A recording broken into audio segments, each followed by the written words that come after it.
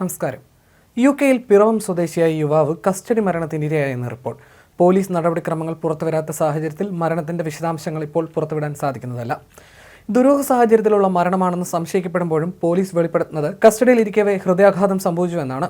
എന്നാൽ യുവാവുമായി ബന്ധപ്പെട്ടുള്ളവർക്ക് പറയാനുള്ളത് സംശയാസ്പദമായ മരണം തന്നെയാണെന്ന വിവരമാണ്. സാധാരണഗതിയിൽ മലയാളികളെ യുകെയിൽ അറസ്റ്റ് ചെയ്യുമ്പോൾ ബലപ്രയോഗം നടത്തിയുള്ള നടപടിക്രമങ്ങൾ വേണ്ടിവരാറില്ല. എന്നാൽ ആ പതിവ് ഇപ്പോൾ മരണത്തിനിരയായ യുവാവിന്റെ കാര്യത്തിൽ തെറ്റിയോ എന്നതും ഉറപ്പില്ല.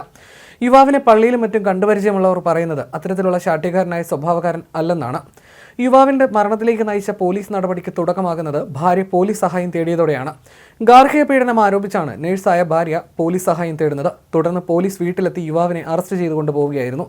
തെക്കൻ ഇംഗ്ലണ്ടിലെ പട്ടണത്തിൽ കഴിഞ്ഞിരുന്ന യുവാവും യുവതിയും ഏതാനും മാസം മുൻപ് ഹാംഷയറിലെ ഒരു ഗ്രാമത്തിലേക്ക് താമസം മാറ്റിയതായും സൂചനയുണ്ട്. ഇപ്പോൾ മരണം സംഭവിച്ച പോലീസ് സ്റ്റേഷനിൽ നിന്നും കാര്യമായ വിവരങ്ങൾ ലഭിക്കാനും തടസ്സം നേരിടുന്നുണ്ട്.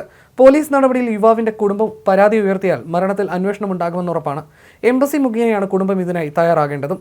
യുവാവിന്റെ മരണവിവരം ഇപ്പോഴും നാട്ടിലെ ബന്ധുക്കൾ അറിഞ്ഞിട്ടുണ്ടോ എന്നതിലും വ്യക്തതയില്ല. ബ്രിട്ടനിൽ പോലീസ് കാര്യക്ഷമമായി ജോലി ചെയ്യുന്നവരാണെന്ന മലയാളികളുടെ പൊതുധാരണയ്ക്കുള്ള തിരിച്ചടി കൂടിയാണ് ഈ സംഭവം. ഒരു വർഷം മുൻപ് എക്സ്റ്ററിൽ മലയാളി യുവാവിനെ ആത്മഹത്യ ചെയ്ത നിലയിൽ കണ്ടെത്തിയ സംഭവത്തിലും യുവാവിന്റെ വീട്ടുകാർ പോലീസ് നടപടികളിൽ കടുത്ത അമർഷം പ്രകടിപ്പിച്ചിരുന്നു. എന്നാൽ പോലീസ് കംപ്ലയിന്റ് അതോറിറ്റി അടക്കമുള്ള സംവിധാനങ്ങൾ പരാതി നൽകാൻ യുകെയിൽ അധികകാലമായിട്ടില്ലാത്ത യുവാവിന്റെ സഹോദരിമാർ മടിക്കുകയായിരുന്നു.